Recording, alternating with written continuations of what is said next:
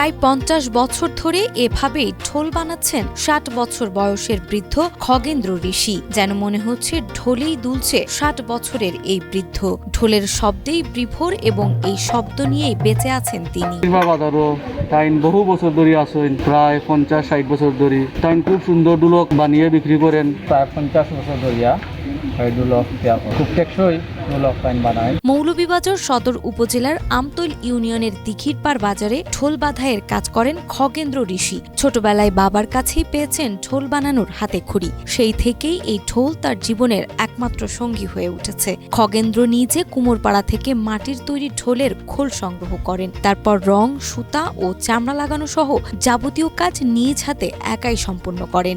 এই আজকে ৫০ বছর ধরে এই জায়গায় আছি। বাপ-দাদার আমল থেকে এই কাজটা আমি শিখছি, এই কামটা আমি করতেছি। প্রায় ২০-২২ বছর থেকে আমরা কাম করালাম। অর্থাৎ তাই হাজার লাগি বিক্রি খুব ভালো হবে। এক একটি ঢোল বিক্রি হয় ৫০০ থেকে ২০০০ টাকায়। পূজার মৌসুমে কিছু ঢোল বিক্রি হয় বেশি দামে। তবে আগের মতো আর চাহিদা নেই বেচা কেনা। আর এতেই খগেন্দ্রর কথায় স্পষ্ট ফুটে ওঠে যন্ত্রণার ছাপ। কঠিন বাস্তবতায় এর সামান্য আয় দিয়ে কোনো মতে চলে স্ত্রী ও ২ মেয়েকে নিয়ে খগেন্দ্র ঋষির ছোট্ট সংসার।